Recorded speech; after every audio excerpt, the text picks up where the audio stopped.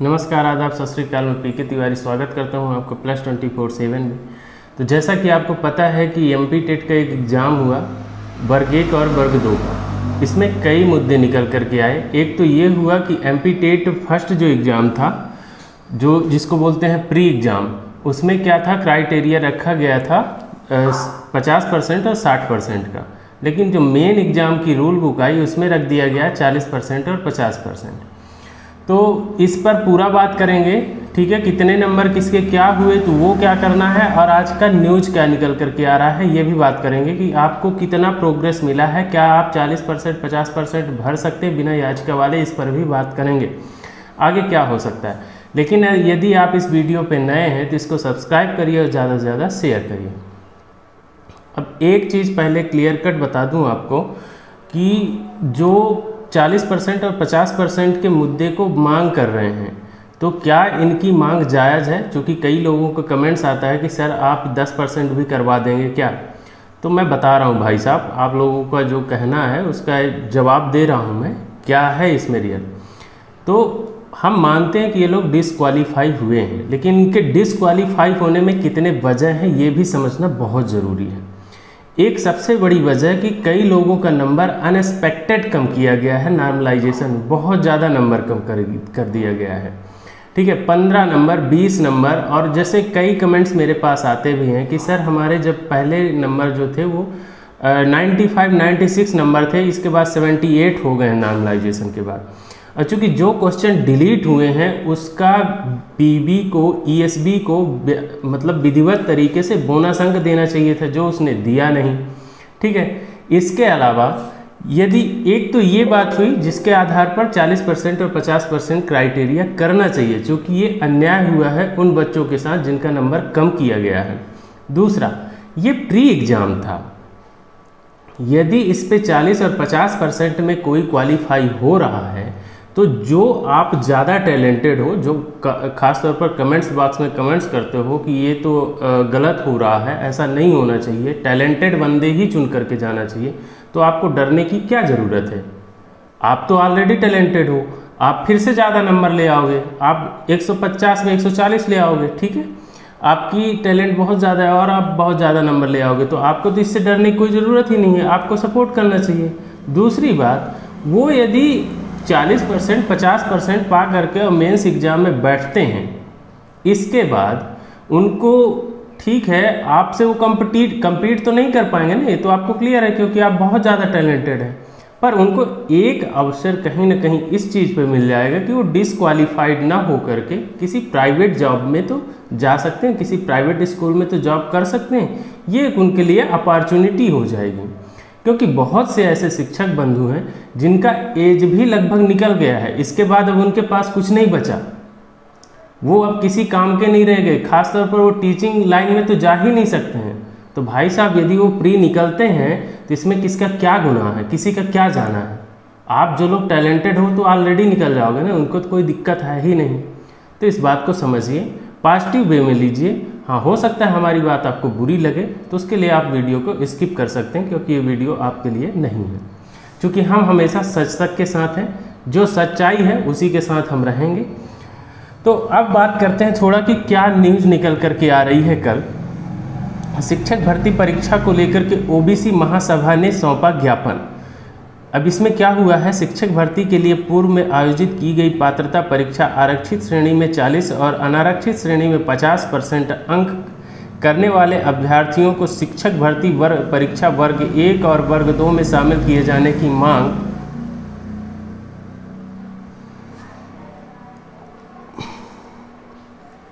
OBC महासभा ने की है। अपनी मांगों को लेकर के सोमवार को कलेक्टर कार्यालय में ज्ञापन सौंपते हुए शिक्षक बनने का सपना सजाने वाले युवाओं का जीवन अंधकार मुक्त किए जाने की गुहार लगाई है। ज्ञापन सौंपने पहुंचे ओबीसी महासभा के पदाधिकारियों ने बताया कि शिक्षक भर्ती वर्ग 1 और वर्ग 2 में शामिल करने को लेकर हाई कोर्ट में कुछ अभ्यर्थियों ने याचिका दायर की थी। इस याचिका पर सुनवाई करते हुए हाई कोर्ट ने आरक्षित श्रेणी में 40 और अनारक्षित श्रेणी में 50% अंक लाने वाले उस अभ्यर्थी को परीक्षा में शामिल करने के आदेश दिए हैं। आदेश के परिपालन में मध्य प्रदेश कर्मचारी चयन मंडल भोपाल द्वारा 13 जुलाई 2023 को याचिकाकर्ताओं को फॉर्म भरने की अनुमति प्रदान की है। उन्होंने बताया कि अभ्यर्थी आर्थिक रूप से कमज़ोर होने के चलते उन्होंने हाई कोर्ट में याचिका दायर नहीं की। जो अभ्यर्थी, ठीक है, हमारी मांग है कि उक्त आदेश के तहत इस श्रेणी में आने वाले सभी अभ्यर्थियों को शिक्षक भर्ती परीक्षा वर्ग 1 और 2 में शामिल किया जाए। तो ये कौन सी बुरी बात है? यदि, और ये काफ़ी कमेंट्स मेरे वीडियो में आता है कि सर हम गरीब वर्ग के हैं, हम पिटीशन नहीं लगा सकते, क्योंकि कोर्ट का ये मानना है कि यदि कोई पिटीशन नहीं लगाया, याचिका नहीं लगाया, मतलब उसको समस्या नहीं है। जिसने लगाया उसको समस्या है तो उसका निराकरण कोर्ट के द्वारा किया जाता है कि वो आवेदन कर सकता है। लेकिन ये बहुत ही एथेंटिक है, इस तरह से होना भी चाहिए। और मैं आप लोगों से ये कहना चाहता हूँ, जो क्वालिफाइड हो, जो बहुत टैलेंटेड हो, बहुत अच्छा, आपको मुबारक हो, आप मेंस में भी क्वालिफाई हो, लेकिन भैया उनको सिर्फ सम्मिलित करने के लिए तो बोला जा रहा ना, वो तो आपकी सीट छीन नहीं रहे हैं। दूसरी बात, कुछ आपके कमेंट्स भी लेते हैं अपन। तो ख़ास तौर पर यदि आप इस मैटर पे साथ देना चाहते हैं, जो आप कुछ लोगों को ये भी कहना था कि सर हम आपका साथ दे रहे हैं, तो साथ ऐसे देखो भाई, मैं अपना व्यूज़ बढ़ाने के लिए नहीं बोल रहा, लेकिन हाँ एक चीज़ है, साथ देने का मतलब ये है कि आप यदि अभी आप देख रहे हैं कि रेगुलर मैं इस पर 1 दिन 2 दिन जैसे ही कोई अपडेट आता है तो मैं इस पर वीडियो बना करके आपको प्रॉपर जानकारी देता हूँ।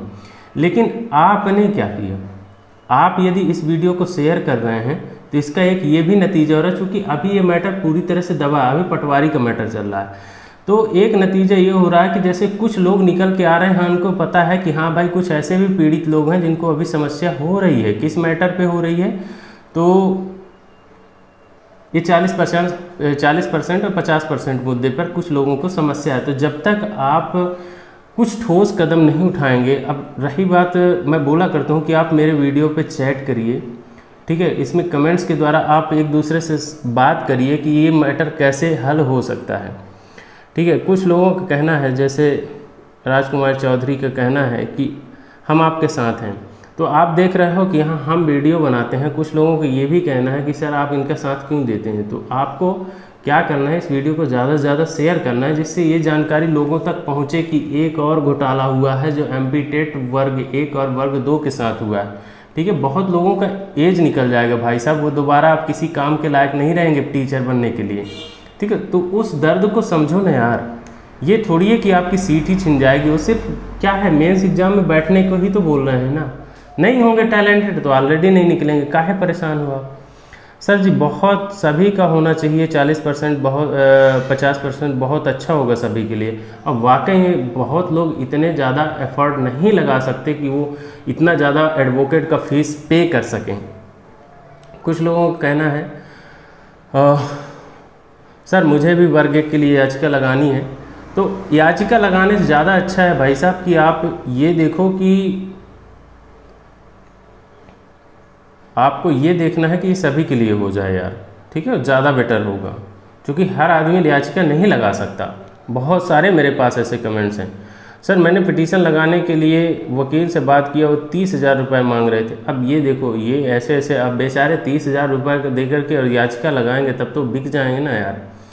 ये इतना तो मतलब कोई बहुत मुश्किल से कोई एफर्ट कर पाएगा, है ना। सर सभी के लिए होना चाहिए पेपर्स के चांसेस। बहुत सही, आपका बहुत सही कमेंट्स है और गॉड विश की ऐसा हो। फिलहाल मैं तो प्रयास कर ही रहा हूँ, आप देख रहे हो डेली जो भी न्यूज़ निकल करके आ रही मैं आप तक रख रहा हूँ इस पर। और एक और यूज़र है जिनका कहना है कि सर मेरे लिए कुछ हो सकता है क्या, मेरी फॉर्म की डेट निकल गई है, मैं भी फॉर्म नहीं डाल पाई थी। तो इसके लिए यही है कि आपको यदि दोबारा से PSB का ओपन होता है सभी के लिए तभी आप भर सकते हैं। और सीलू आपका कांटेक्ट नंबर क्या है पिटीशन लगाने के लिए? देखिए इसके लिए मैं बहुत क्लियर कट बता रहा हूँ, आपको मेरा कांटेक्ट नंबर लेने की ज़रूरत नहीं है। मैंने डिस्क्रिप्शन बॉक्स पे आप जाइएगा तो आपको टेलीग्राम चैनल मिल जाएगा। टेलीग्राम चैनल जा करके आपको ज्वाइन करना है। टेलीग्राम चैनल ज्वाइन करने के बाद टेलीग्राम में आपको मैसेज करना है। आपको मैसेज कमेंट्स ऐसा करना है जिससे रिलेटेड आपको प्रॉब्लम है। और इसके बाद मैं आपको डेली प्रतिदिन 6 से 8 बजे तक आप वेट कर लीजिएगा, मैं आपको पर्सनली टेलीग्राम में ही कॉल करके आपको जानकारी दे दूँगा, ठीक है। तो ये रही बात, और I hope you will get understand very well what I am saying with you.